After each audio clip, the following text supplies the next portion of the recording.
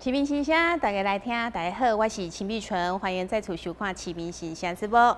咱今仔日呢，要为大家访问到这位人物呢，会当讲是医界传奇。为什么安尼讲呢？因为他呢，除了拥有傲人的学历以外呢，医术又很精湛，而且呢，当过这个卫生局长，还当过呢这个选战的发言人，所以呢，会当讲伊的经历呢是非常的特别咯。那么呢，咱今麦就为大家来介绍这位贵宾。现在我们就来欢迎台南市立安南医院的林胜哲院长，欢迎您。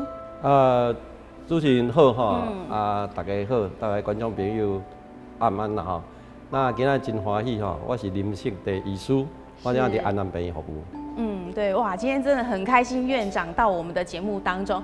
其实呢，医长呢，进前常常来上咱的节目，不过当初时拢是以着这个台南市卫生局长的身份来到咱节目当中哦。相信有咧看节目的观众朋友应该个会记起啦哈。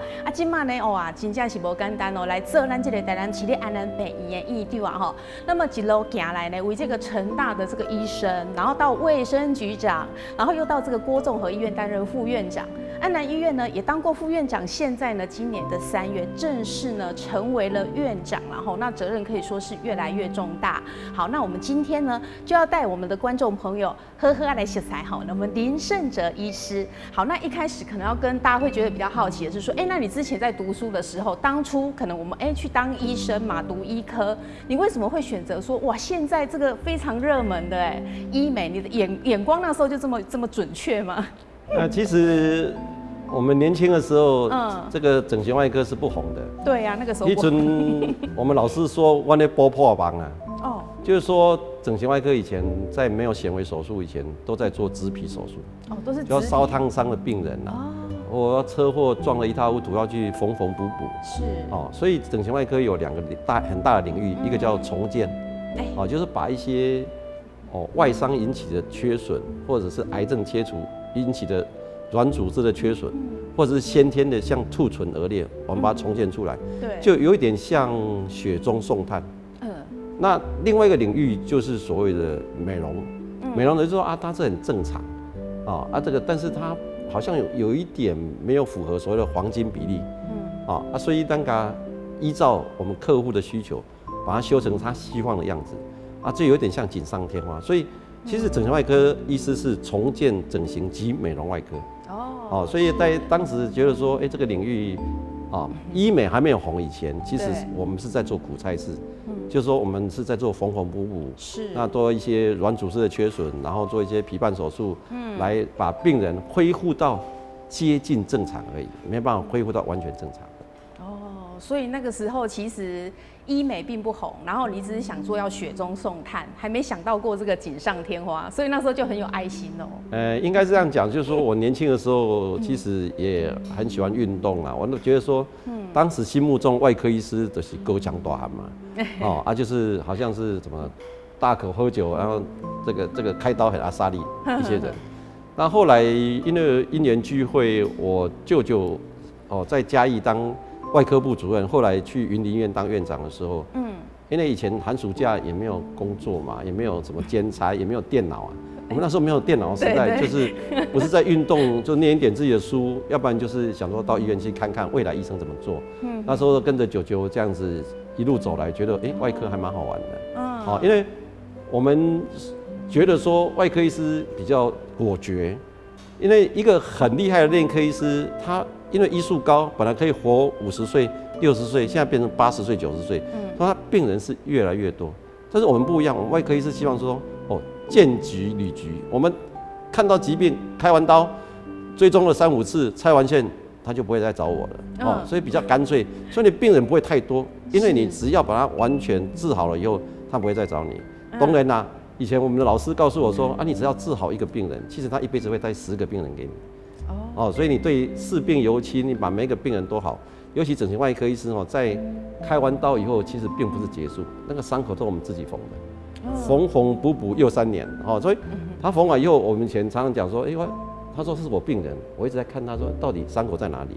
那表示你弄得很成功，还不错所以我们不是说我们缝的比一般外科或其他科好，是因为我们懂得把伤口藏在一些比较隐秘的地方，或者是你先天的一些皱纹的地方，这样的话，你过个1、2年以后，其实伤口是很不容易看得到。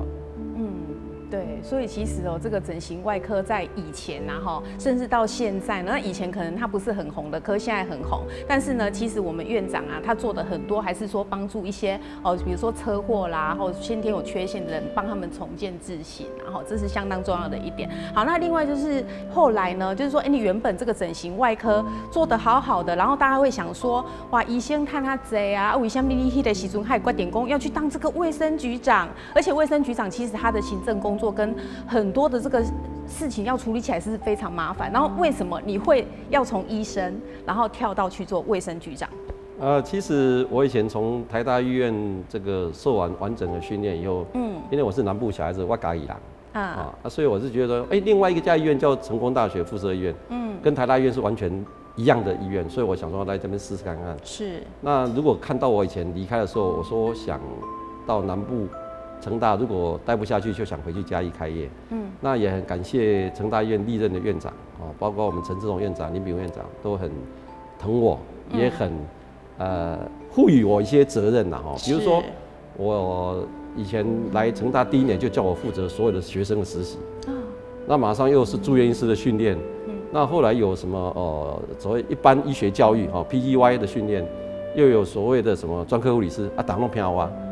我就觉得说，这个还蛮有挑战性的，因为除了自己医疗慢慢去增进，那研究教学比较稳定以后，做一些行政事务也蛮好玩的，甚至让他外向的那也因缘际会，在民国98年的时候，那个我们林炳院长他虽然现在在天上当院长但是他当时我在开刀的时候，忽然间打电话给我说，胜哲。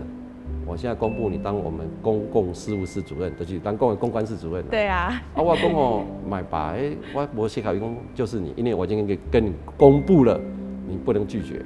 公布才告诉你。对，所以这个因缘际会关系，我可能是全国第一个临床医师去当公关室主任，因为他以前都是行政缺了，就不是医生，就一般的行政。其实很多。这个公共室主任都非常的优秀，但是我多了一个医疗专业的时候，我用一个最简单的例子来讲，说，今天有民众请托病房，到晚上7、8点，我刚好要下班的时候，请托病房，那我是公关室主任，那有某些民意代表或者长官说要请托，那可能结果还是一样，就是没有病房。但是我到急诊的时候呢，我跟他解释说，你为什么不要住院？因为住院的时候反而是所谓的住院医师在看你，那你在急诊的时候是主治医师在看你，那不止你未来要开刀的医师会照顾你，你急诊医师会照顾你，我一个公关室主任我会照顾你，所以你有3个主治医师会照顾你，而且你的病情我是可以直接解释的。是。所以你如果行政人员他可能没有办法完全知道他的精髓怎么样，但是我是可以解释的，所以民众满意度算不错。所以这个情况之下，好了，既然人家答应了，老师嘛，栽培嘛，我们就一头跳下去所以这个是一个非常重大的原因。那据了解因为这个事情我不是当事人，当时是县市合并的时候，赖清德医师刚好选上市长，那他有去找林炳文院长说，他需要一个卫生局局长，听说他开了2个条件，这个历史会去还原，慢慢的以后赖医师如果出书的时候，或许会讲到这一段。听说他是想找一个临床医师，因为他后来讲的一些假牙政策或肺炎链球菌疫苗，或公共卫生，其实跟临床希望接地气，所以他希望找这个是一个临床医师。那第2个，他觉得成大是他的母校。所以他希望从成大那边找的话，整个资源支持上会比较多。那林院长就听说啦，听说他是跟他接了几句话，就说：你这个人绝对没问题，我还给你一个主管，这个主管是你讲临床医师，但是他有接行政缺，就是公共事务主任的话嘛，然后就说，这个人跟媒体、跟议员关系良好，因为有很多人都需要病床，需要加挂，需要这个跟医师关切。我希望多照顾，都是由我这边请我们同仁或自己亲自去执行的，所以跟一般的所谓的民意代表或者是媒体之间算有一些接触。是，所以他说你如果觉得林胜哲医师可以，你要不要去？那从此反正我就被叫进去市府了。那当时我只有要求一件事情，因为听说他们2个也是跟我当公共事主任一样，要直接跟我公布。那我就其实是林炳院长在某一天早上打电话给我，叫我进他办公室。那时候出现一个很好玩的现象，就是说，因为我自己当公关室主任嘛，对，我们的摄影师，出现在院长室门口。那对我来讲，我就笑笑说：“哎，进场，今天是哪一个贵宾要来？因为只有贵宾要来，摄影师会来才会出现。第二个是有人要离职啊，我从来没有想到说我来嘛，绝对不是我离职嘛，所以就是那个一定是贵宾来。我说没有啊，就是你。我说干嘛？因为我也不知道啊，院长说要跟你合照啊。所以进去的时候，林炳院长就跟他讲说啊，赖清德医师啊，赖清德市长希望你进去服务帮忙。我说我一样的问题，我说我能不能当备取第1名啦？他说不行，他就是希望你过去。那我就跟他讲说，我要跟我老婆讲一下。那我老婆很厉害啊，就是电话一接，他就弄了一句，因为赖医师以前在台大的时候是复健系的，我太太也是复健系，等于是学妹。那他也知道赖医师的为人，他只讲一句话说，你不可以把上班的脾气带回家。那其他就 OK 所以我就是这样因缘际会的就进市府去了。其实我也是很紧张啦，因为我没有去过台南县市的卫生局，我也没进去过嘉义县市的卫生局。那第一天当局长其实是非常非常紧张。不过因为有差不多2、3个礼拜的缓冲期，所以我有去拜访了原台南县台南市的局长，我还去拜访我们嘉义当时当过卫生署署长的侯胜茂医师，跟那个涂醒哲医师，这个都是我们嘉义人，我都亲自打电话去跟他拜请益啦。那既然公投设了呀，就一定要把它做好。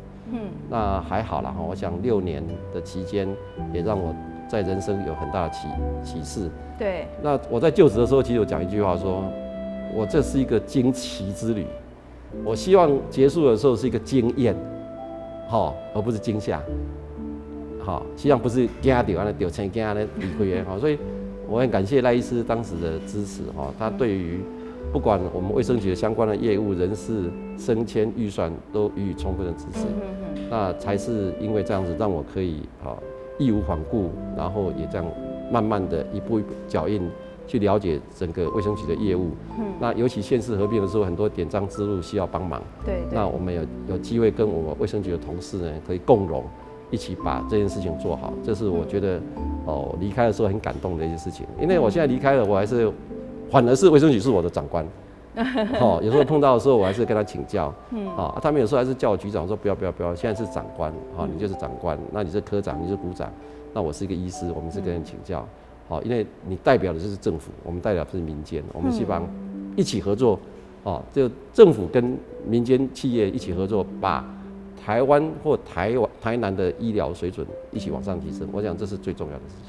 对，其实局长在那个时候担任那个局长，刚好县市合并，所以其实那个时候的业务挑战是非常的重的，对不对？但是呢，在那几年之间呢，其实还有拿到过这个就是国际的健康城市竞赛，这个是非常难的，然后一口气得了4个奖。那当然，其他大大小小的奖非常的多，所以其实你从一位医生，然后完全没有经验，然后到把这个卫生局长当得这么好，其实你心中有什么样的感想？其实就是因为没有包袱，以前没做过，把自己想的理想，还有去参考一些资料，然后好好去做。其实这个健康城市，其实台南市是非常重要，因为台南市是第一个城市，台湾的第一个城市。对。那它也是希望成为第一个健康城市，所以我们当时赖清德医师是市长，严春佐医师是副市长，我卫生局局长也是市长，人家别的县市都说你3医先怕翻一个，不公平，所以我没有关系，我都刚刚讲说，我们就是一定要把这件事情做好。那在国内我们真的得很多的奖，但是光靠卫生局是不够的，所以那时候我跟赖市长、严副市长讲说，我们要培养所有局处一起来，比如说交通局，比如说公务局，那很多人讲说，你交通局能做什么医疗相关的？以我们安南医院现在为例，当时我请交通局张正远局长去评估，因为我们安南医院腹地算大，是我们老人家要就医很不方便，所以呢，他的顺向公车跟逆向公车是直接开到医院的大门口，这样刮风下雨的时候，老人家是不用穿越马路有这个危险去坐公车。这样很贴心，这都想得到。然后你知道说你在领药的时候很怕说下一部公车不知道什么时候来，所以在我们的中庭里面，在安南医院中庭里面是有放跑马灯的，红干线专车几点几分会到，那我们的保全会喊说要去关庙啦，要去南西啦，车子来了，哇，他可以很优雅的拿着药慢慢走出来，所以这个在交通就叫畅行，让长者畅行变成一个高龄友善的健康城市，这就是整个把健康的因素放在里面。你看美工，你看病就希望身心健康，结果你在拿完药在等公车的时候怕赶不上，又开始紧张，血压又高起来，摩擦的加油啊，所以我们把健康的因素跟各个局处合作，所以我们一起去共荣。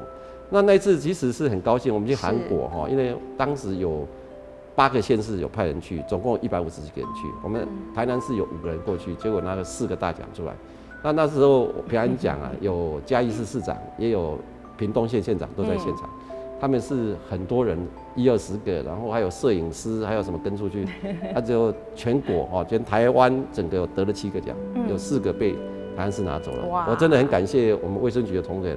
那当时还有所谓的公务局，还有那个相关地政相关。那其实我们去参展的海报几乎全部都入围。我们有30篇海报，所以同仁我们只有5个人，那扛那个海报多累，因为海报很怕丢掉。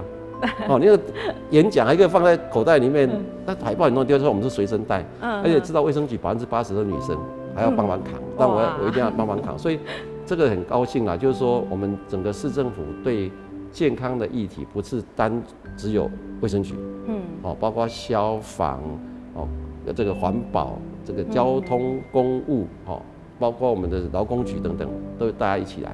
那所以台南市其实在健康议题，现在尤其是黄伟哲市长，他本身也是公共卫生起家的，对，我想这个责无旁贷，台南市一定会成为台湾最有健康特色的一个直辖市。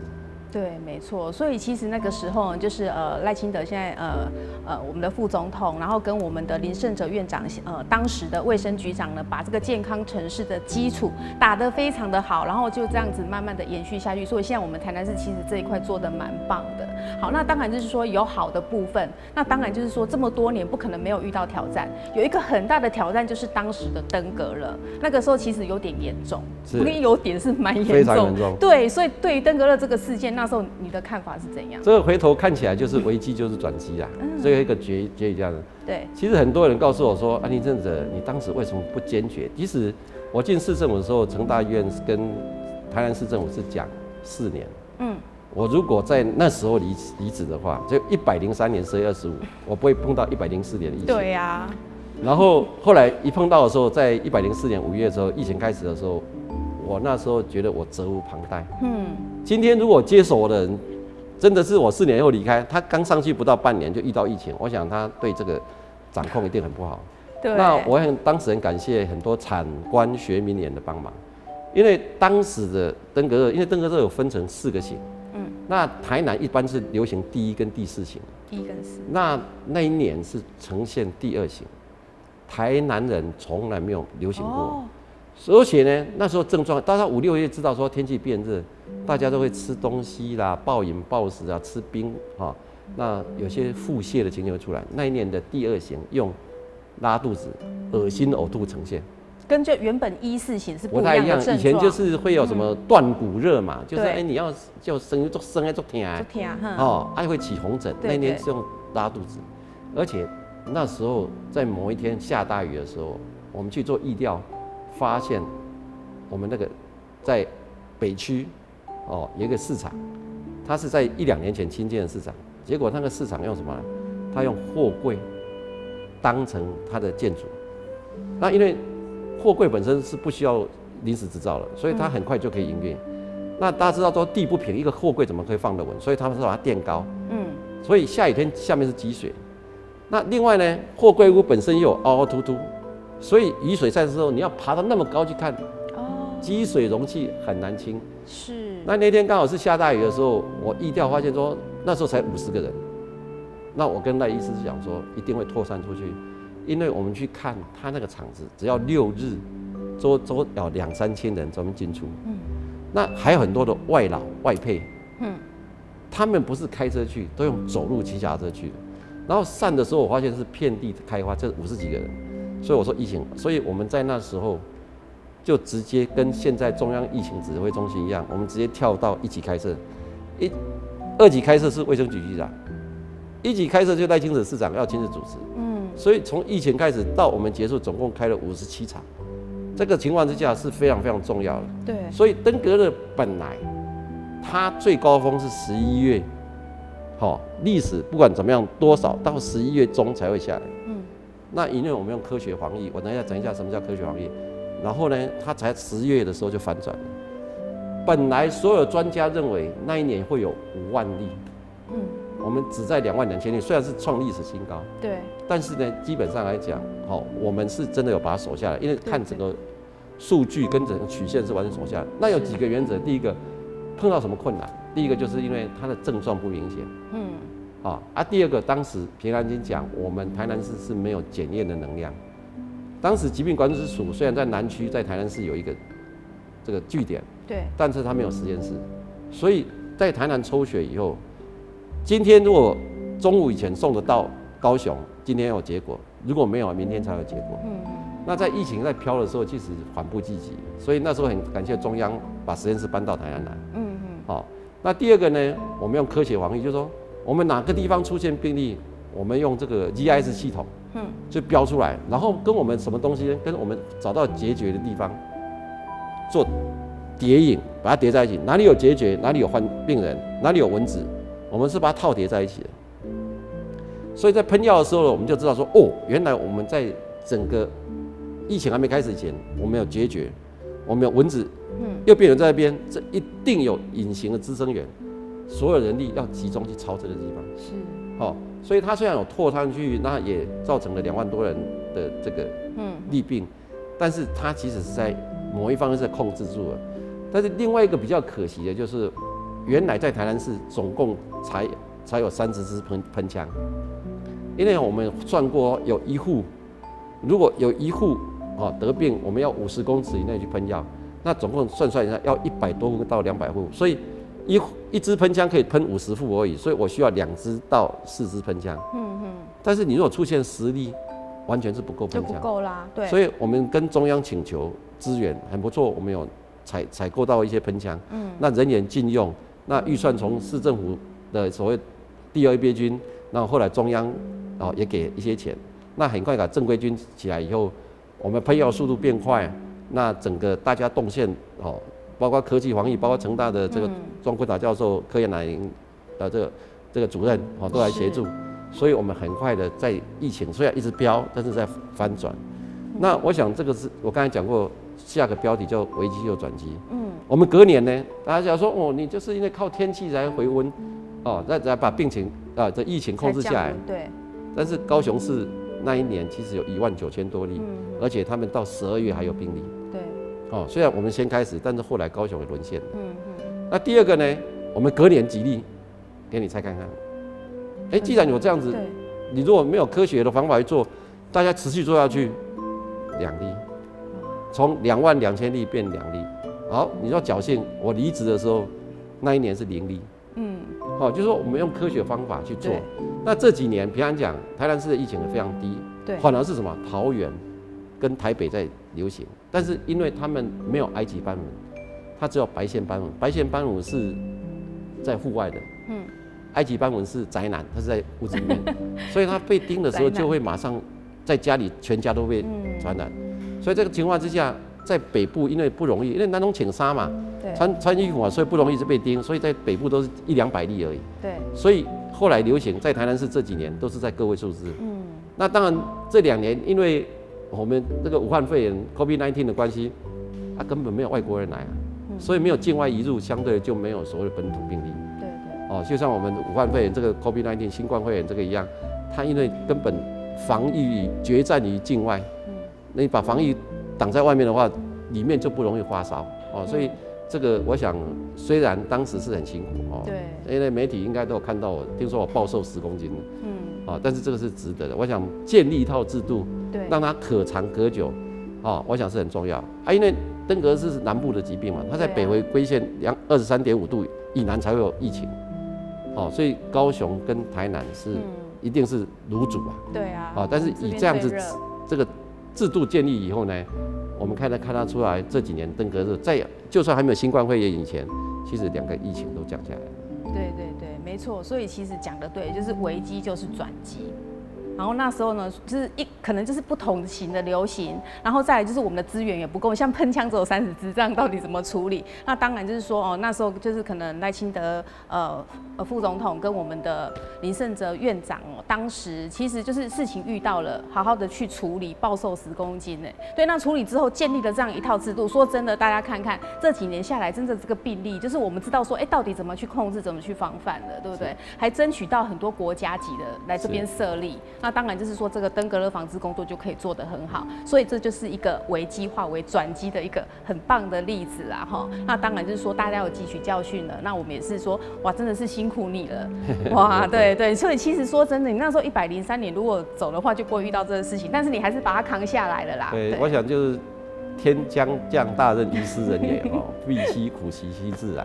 我想这个我们责无旁贷我们没有落在别人身上，我们把这个责任承担起来。是好，那可是为什么在106年的时候，你就是辞掉这个卫生局长，然后去郭综合医院？我们知道说这个郭综合医院的那个院长，其实一直很属意你，他就是说一直很想延揽你进去医院嘛。但是为什么你会那时候会决定说，我不要当卫生局长，我要再回去当医生？其实我一直强调说，我是晚2年离开市政府，我不是提早2年。当然很多人说，你已经做得很顺啦，对啊，没有疫情了，你为什么不继续做下去？还有2年。说，因为当时成大医院其实是跟台湾市政府讲4年，我要归建。是。那当然，因为有一些原因，我继续留下来。但是我觉得我的责任差不多了，我已经晚2年离开了。那也感谢我们郭宗正院长，因为他其实是我好朋友，在我30几岁的时候，他就一直告诉我，你离开成大一定要来我这边。所以人家很多人问我说，很多人找你，你为什么选择郭宗？我说我是重承诺的人。我们30几岁觉得也还好而已，人家郭宗和医院人家昵称 K1 嘛，他愿意说，你离开的时候就来我这边。那其实我继续市政府工作的时候，我也打电话给 K1，就是我们的郭宗正院长说。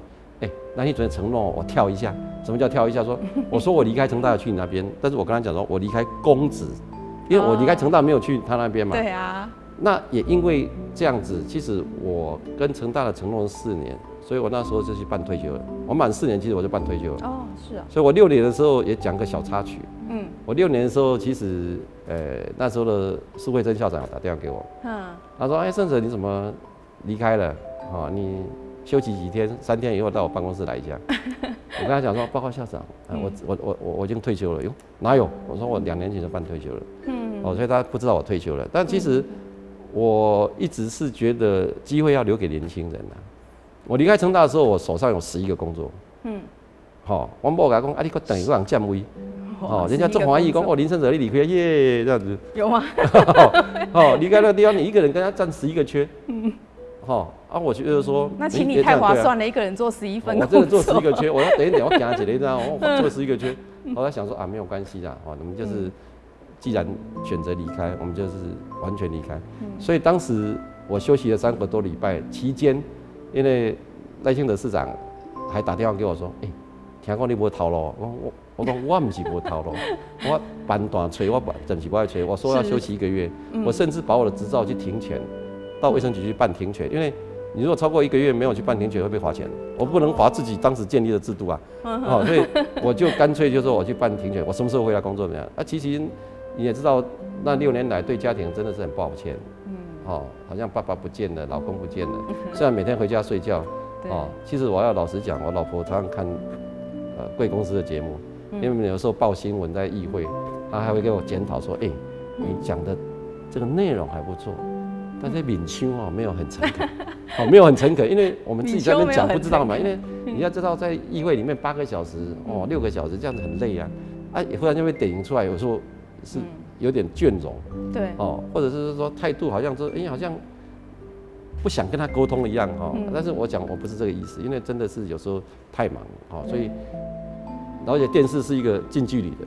对，不像我们远远看说，哎，你也不看你外表情啊，而且他随时能拍到你啊，可能你在那边7、8个小时，就他拍到了，刚好是你那个表情不太好的时候。对，我想你们媒体也是很厉害啦，就是说，哎，没有问到我们的时候，也在看我们表情怎么样。对，所以我常说我们都1号表情啊，笑8颗牙齿这样这样子啊，所以我很感谢说当时的议会的对我的指教跟支持。那至少卫生局很多政策在议会啊或市政委啊都很支持。哇，今天听到好多哦，就是说，之前大家不太了解，今天一次让他听个够了哈。好，那就是后来你到这个郭综合医院之后，我想这个郭综合医院有很多的进步，那这些是不是也跟我们观众朋友分享一下？其实郭综合医院是一个私人医院，老板说的话啊，就是说了算，因为郭宗正医师也很好，但是我当时当卫生局长出身，我告诉他说，你们依照你们原来的制度去 running， 我把小螺丝锁紧一点，因为他们的医师、护理人都相当有向心力，所以他们会互相去帮忙。但是有一些东西可能任督二脉没有完全通，我就帮忙去把小螺丝锁紧一点。大家知道我就去做一些社区医疗，去跟邻里长、去跟卫生局合作，去做社区的健康促进。但是呢，我觉得除了市民的健康促进以外，员工也很重要。所以我在那边的时候，你们可能不知道，成立了3个球队。3个球队就是什么羽毛球啦、保龄球啦，还有那个排球。郭综合本来就很多社团，他还有卡拉 OK 社。但是那时候我也引荐了另外一个，就是跟成大合作的深度结盟。因为郭综合医院一直就是原来的医师，板凳深度不够，就是说没有办法每一科医师都很齐全，所以我去请求当时的院长说。杨俊元院长说能不能支援郭综合？那我去牵线。后来不是有看到牌子写深度结盟吗？这就是我们去牵线。那让郭综合是共荣了，因为大家知道以后健保变成什么？它一个总额啊。门诊要降2%啊。哪有可能？成大只会越来越多，但是所以一定要把某一部分的人移到一些相关的医院去。所以郭综合刚好处在那个时候，那郭院长也非常的 nice， 他说好，所以我们把这件做好。所以我们把一些典章制度再把它弄得更完整。那另外呢，就是把员工的士气再往上升高。所以当时郭综合一个保龄球的社团，那个赖的群主我在家，我有时候跟他讲说，你算我的因为我还在那边看门诊嘛。我说，你帮我买个饮料给他们大家喝。那除了这样持续下来以后，这郭院长也是给一个社团会来请教练给他们练球，那变成每一个人水准都很提高。向心力很强。我想一个医院除了医疗的合作以外，如果能够在下班时间还有机会，不只是吃饭啊，或者是这个一起的运动，一起的唱歌，我想很好。而且我们当时去参加成大的运动会，都给人家三冠王给他拿起来，就3个冠军一起拿回来，不简单。院长还加码给我们钱，去聚餐，所以我想这是很好的一件事情。虽然郭综合医院规模不算大，但是他向心力也很强，他一个私人医院，那老板也。郭综合院长也愿意支持，让我这边有一定的发展，这是非常非常重要的，所以我很感谢他。那他其实，在30、40岁的时候延揽，其实他打动我的是在某年某月某一天，我现在忘记了年份，就是北京奥运之后，因为我刚好跟我们台南很有名的企业叫万国通路皮箱的老板，就是谢明正董事长，那我们是邻居，我们2个北京奥运以后，其实是一起去北京玩。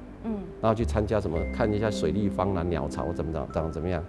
那时候郭宗正院长亲自打给谢明正董事长说：“谢董事长，你跟林胜哲医师那么好，你一定要告诉他，你离开那个成大的时候一定要来我的这边。”结果我那个好朋友谢明正董事长就把开扩音给我听到所有过程。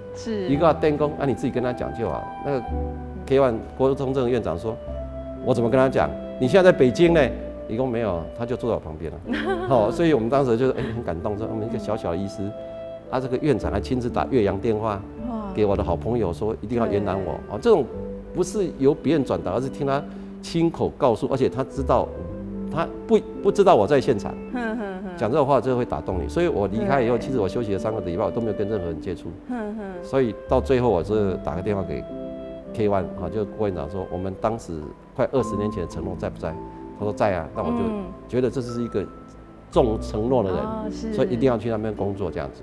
哇，所以感受到他是真心希望你过去的，哇，那你也重承诺就过去了。对。那后来这一段更是让大家觉得很神奇呀！你竟然去当选战的发言人呢？为什么会去啊？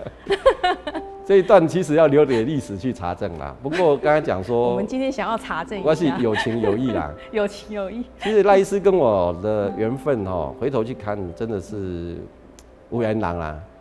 因为我们俩同年同月生，你们可能不知道这件事情。同年我们不知道。他大我14天而已。那他在台大念书的时候，我也在台大医学院念书。我念医学系，他念复健系。也是。那后来他复健系只要念4年，我念7年，所以他去当兵的时候，考上后医系的时候，我在台大医院做住院医师训练，而且我们整形外科要做6年，相当的长。等我做完了以后，去成大当主治医师的时候，他已经开始当住院医师了。那很不好意思讲，就是说他叫我好几年老师，在台大医院你住院医师叫主治医师叫神社。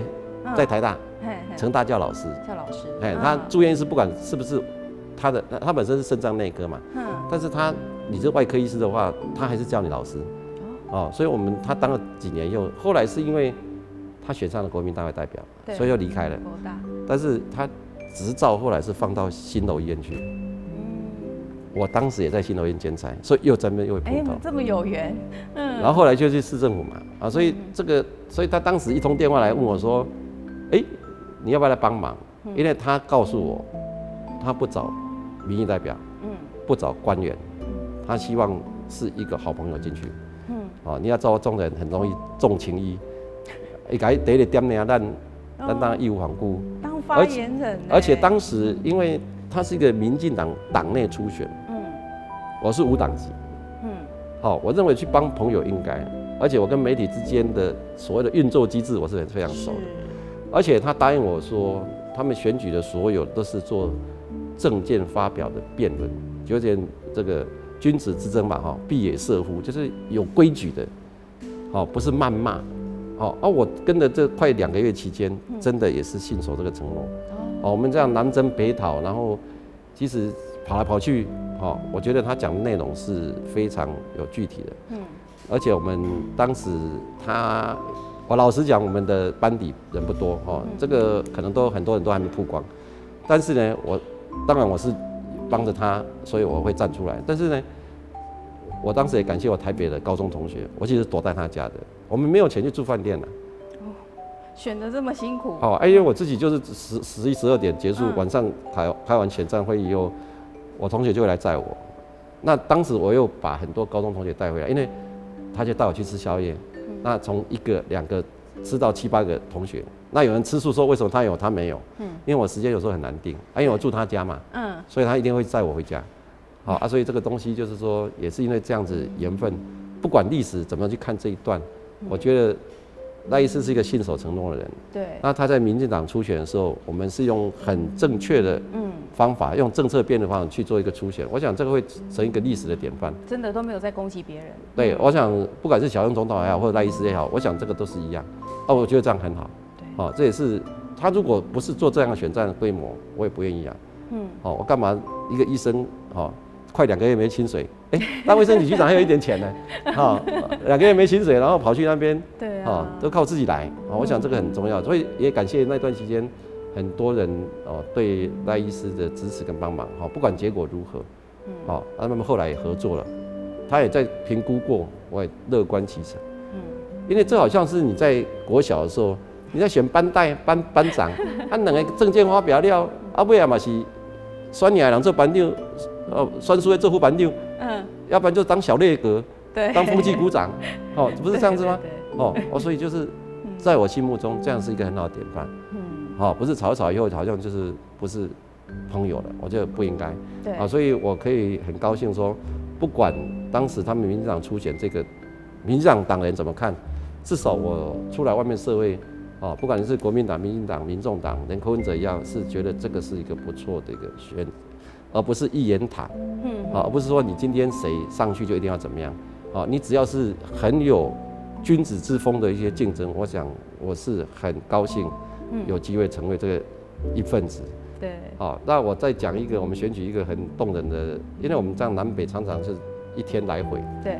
因为在住在台北的成本很高，所以我们就一起回来。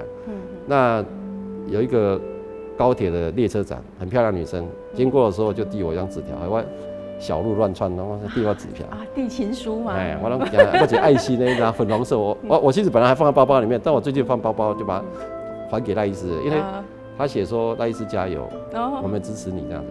他告诉我说我不方便拿给他，你帮我转交。哇！我就拿给他，我把他拍照拿给赖医师看。他说叫我先收着这样，免得赖医师拿回家被老婆看到。没有，害你小鹿乱撞了一下。真的是社会上有看到，其实我们正面的一面，他也是觉得说，这个很好。那我们不能用成败论英雄，我觉得过程是很棒的。输了就有输的典范，赢一定要赢要有大方的地方。所以我觉得不管大家怎么看这一段，对我来讲，或许是一个有一点人生不同的体验呐。对呀。但是我太太都叫我发言叫什么，你知道吗？她说我在台研工作。本言没了，发言人。发言人，你太好幽默。所以就是把很多的这种东西，就把它一笑泯恩仇，我觉得这样很棒。这个也值得以后慢慢大家去看回顾这一段。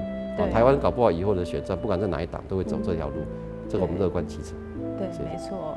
那这样讲的话，可能后续我们的赖副总统有可能还会再往上爬。那到时候您会不会又有可能出来帮他当发言人啊？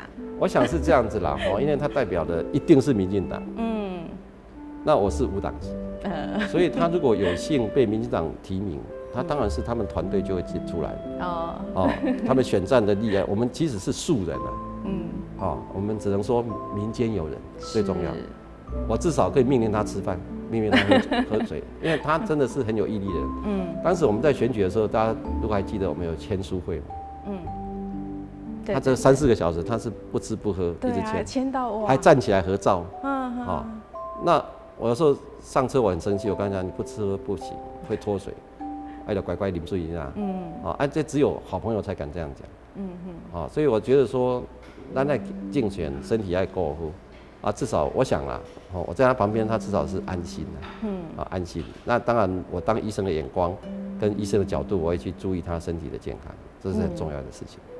对，哇，很棒的一段人生的经历啦。不管是卫生局长或发言人，对你就是说，从事医生的人来讲是很特别又很棒。那其实对你来讲是很重要的一段经历。好，那之后呢，就是你又到了安南医院当副院长嘛，然后现在就又荣升到院长。好，那可以跟我们谈一下这一段，你为什么从郭综合跳到安南？其实我离开的时候，很多医院找我。对啊，一定是很抢手。我跟当时安南医院林瑞满院长，其实从大学时代就是学长学弟。大家看我这个汉草，拢想讲我一定会走骨科。因为骨科要比较我哥哥是骨科医师，我岳父是骨科医师。那我刚刚讲说我舅舅当云林医院院长，他也是骨科医师。是。所以很多台大人认为我会走骨科。后来我想说，我跟我哥哥都是骨科医师，我们如果同一家医院合作，哪有可能说缺东您给我全部都骨科没有所以我那时候讲说，骨科是吃硬不吃软，整形外科是吃软不吃硬，刚好双剑合璧可以做一些合作。我举一个很简单的、很好笑的例子，因为我哥哥是小儿骨科医师，那我们手指头有那个多指症或并指症这样子，会多一根双指有时候是单手，有时候是双手。有一次说他赶时间说你要不要帮我协助我一边这样子。就是一起上去一起处理病人，就一人处理一手，我可以帮他缝干什么这样子，很快就结束。是。那我觉得这样子很棒。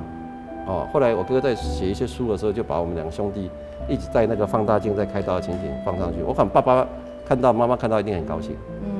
说两个兄弟有机会变成同事，然后为同一个病人做服务，也缩短他整个开刀的时间、麻醉的时间。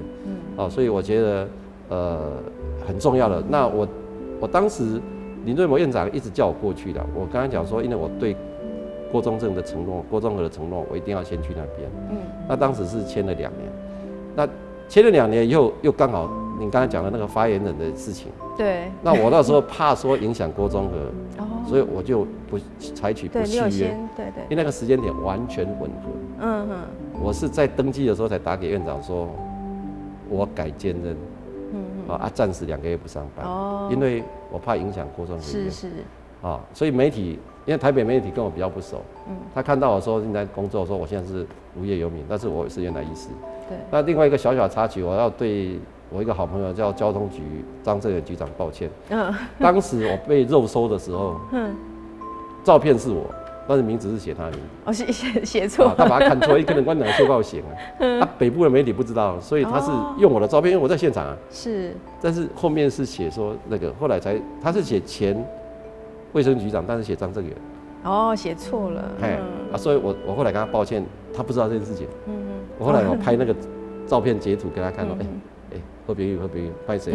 人家跟我叫张正元，拍谁啊？所以我跟他讲说，人生就是这样子有一个经历，那我也刚好可以在合约内，合约结束前刚好有一段这个姻缘，所以也在合约刚好满的时候可以顺利的离开。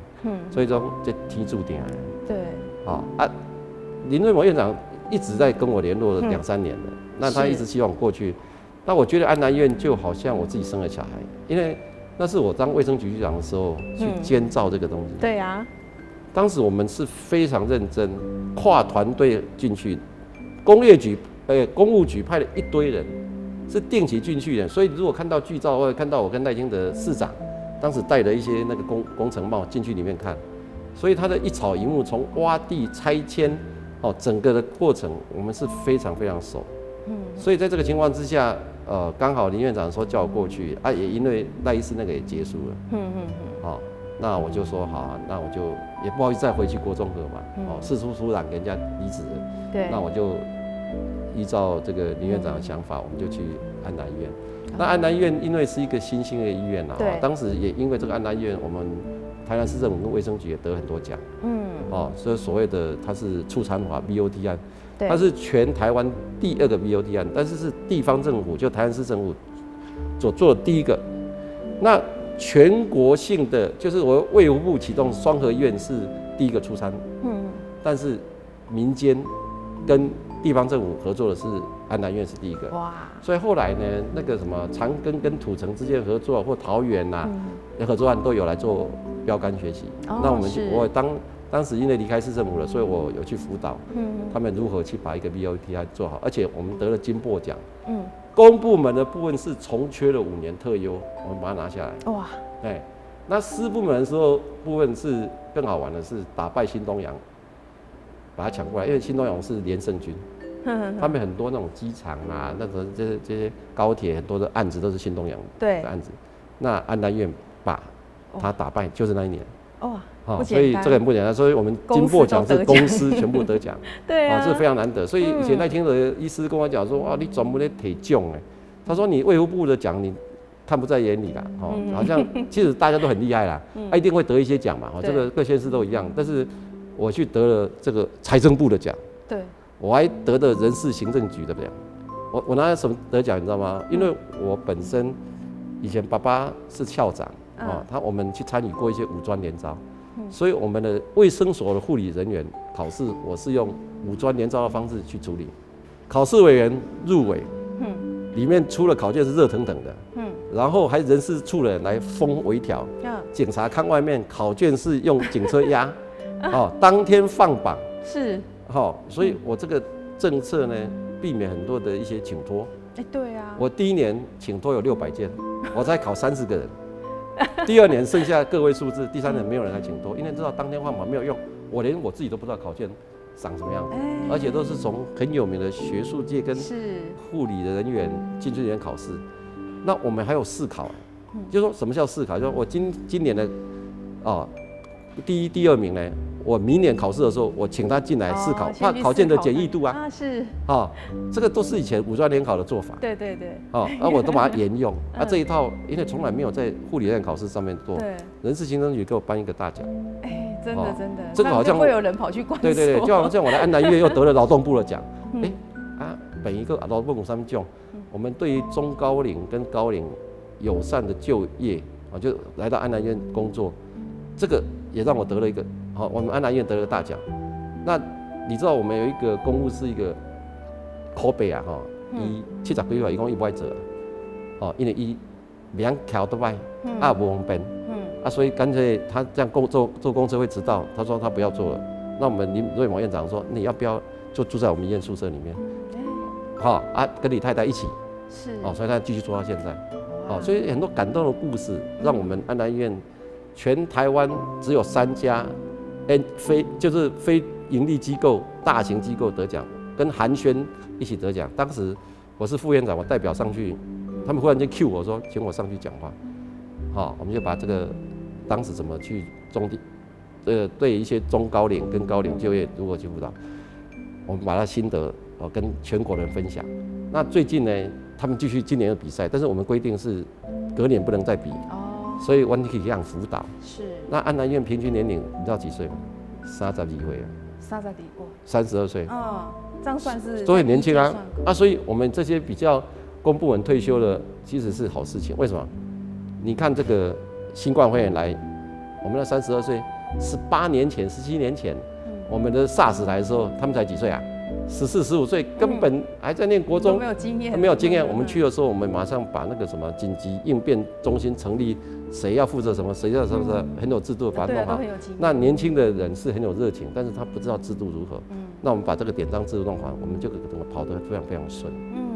所以这次疫情，安南医院责无旁贷，我们负起一个很大一个责任。对啊，所以这个就是你有这么多的经验，然后那些以前的卫生局长等等的那些经验又帮助你更多。好，那现在你接任院长，你对未来你有什么样的愿景？其实安南医院是非常新，才第9年。那我们的不管是医护人员或者是行政人员都来自四面八方。那比如说我们差不多有1/3是从成大来，1/3从奇美来，1/3从中国医药大学来。所以其实每个制度都不一样。那我很高兴，就是说我后来还有兼任行政副院长一职的时候，把所有的这些不同的制度也跟卫生局当时一样去整合。一样去锁小螺丝。从郭中和的经验移至那边来。那因为我们这边也接近快1000床，所以这个情况之下规模很大。当时创业的时候才100多床。对啊。所以很多人从来没被评鉴过，从一个100多床不到9年变成快1000床。对啊。所以就是说，大概生长太快的时候，有时候忘记了一些小细节。所以我说，我们安南医院如果要跳更高，现在是要蹲马步，而且要膝盖微弯，整军以后才能跳得更高。所以我跟同仁一直期许说，第一个量跟质一定要并重。我希望我们门诊量是一直增加，但是要遵守健保署的规定。那第二个呢，你有些医疗品质的这个所谓的这个指标，你一定要遵守。我们这个指标 KPI 不是要刁难你，而是说在审视我们跟其他医院或你自己在历年的表现有什么好，有什么不好，我们来做一些行政协助。人不够我们补人，器械不够我们来补器械。那第二个就是说，我也希望说我们的安南医院是一个有感动服务的医院。大家讲看病就看病，干嘛感动？你加感问贵啊！所以我们其实我也在推，就是说，你今天进电梯以后，医生都很冷漠在那边，我希望他们站到电梯门口，帮民众问你要去几楼。我们台湾人的文化比较保守。对。你进电梯后，人家问你几楼，没，我改去，对不对？在美国，你刚才讲说几楼，他会说5楼，谢谢你。那我是希望我们同仁就是有一点感动，我说医生穿白袍，护理人员穿护士服，还愿意帮你按电梯。对呀。那也刚刚医生真亲切，感受真的是很甚至就会稍微问一下，说你三元病，祝你早日康复等等。我想这个是一个很好的内化一个文化。感动服务超越民众的预期。你到医院来看病，然后很客气对你，这个都大家都做得到。但是感动服务超越他预期是很难的。对，那从小的地方也不用花钱，就可以超越预期。我是觉得这非常非常的重要。对，我也很高兴说，我们第3栋医疗大楼在1-2年前才成立，所以很多门诊在搬迁嘛，所以造成说他不认识的，我也看到很多同仁不是跟他讲怎么走，而是带着他走，这个都是感动服务，所以我看在眼里，我非常高兴。所以我希望利用我以前的行政经验，还有一些在成大、在台大的一些经验，能够把安南医院从原来答应市政府的所谓的地区医院，我们已经到这个区域医院，而且是教学型的。对。那其实平常心讲，我们有些科，像我们的骨科跟神经外科，所谓脊椎中心，已经超越医学中心的水准。哦。当然有些科是还没有。所以我是想说，如果有机会的话，在数年后，我们慢慢去往医学中心走，不一定会成功，但是看见未来。对。你看见未来的时候，大家一起合作，才能大步向前。那一个人会走得比较快，没有错，但一群人会走得比较远。所以我希望说，大家同心协力，就是一起来，一步一脚印往前走。那因为我们的病床还没有开完整所以我们期许说到时候跟地方政府、跟中央政府再请托说病床说真的我们还有，但是我们不会过度的扩张，所以我们这是一步一脚印。感谢我们安南区还有我们全台南市的这个市民的支持其实我的缓假像我个人缓假嘛，对香港来了对我家己乡亲来哇等这个那我们林瑞模院长以前在斗六服务过，所以还有云林的病人来。那我们希望让安南医院这个名称可以慢慢的知道说，安南区这个病院。那如果大家有机会去看，你会觉得很惊艳。就是旁边就是平房，忽然间一个大楼在那边。那我们最近有很多那个，包括高雄长庚的院长跟一所大学的副院长都来我们督考来赶考试。伊嘛惊到讲你遐大间我想讲细条间啊所以我们责无旁贷，既然叫市立医院。所以我们要负起服务我们市民的责任。但是我们除了成大奇美很棒以外，我们希望也可以在某一部分在短时间跟它并行。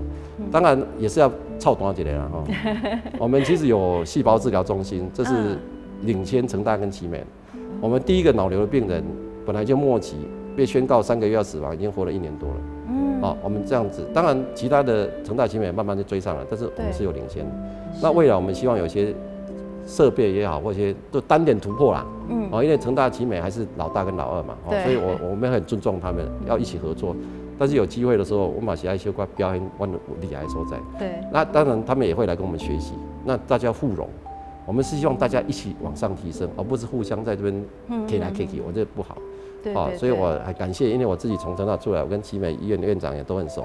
但是当局长的时候，跟所有医院院长都很熟，所以其实我们有院长联谊会。当时院长联谊会我们只有38家医院嘛，所以差不多4桌。那后来因为赖清德市长会来，严处的副市长也会来，所以变成7、8桌。那现在为止8、9桌。因为为什么？恁都38间了，现在遐侪人来，有很多副院长说，我嘛能是院长，副院长嘛就能院长，也是院长。对，所以我们现在就还蛮融洽。前几天我跟他们这个把酒言欢都是小酌啦，把一些健保署的政策也稍微沟通一下，我们都邀请健保署的长官来另外就是说各医院之间甘苦谈，利用这样稍微去了解一下。就是说有时候我转给你，有时候你转给我大家互相去了解这个不是小看求进步，而是互相一起提携，把台南市的医疗水准更往上提升。真的透过你们这样子就是大家是那种不是恶性竞争，是互相合作的这种方式，那其实可以提升我们台南的医疗水准。那当然就是说，我们也很期待说，我们安南医院看能不能真的变成我们的医学中心就是越来越进步。那当然你们里面很多中心，什么细胞什么之类的，都已经超越其他的。那当然就是我们也很期待啦是。好，今天真的很开心的邀请到我们林胜哲院长到节目当中希望以后有机会再好好的来谈一下我们有关于安南医院里面的可能各科，我们这可以介绍给我们观众朋友了解。好，没有问题。对，谢谢。哇，那今天当然最棒的就是听到了，终于解释了很多人他们的心中的疑惑。哇，你这样子这么传奇的这个医界的这个人生啊，大家今天你听到了啦，所以其实就是也收获满满。好，谢谢。再一次感谢我们的院长到节目当中，谢谢你，谢谢。好，我们也谢谢观众朋友的收看，咱起米西下直播，李家各集短了，咱再会。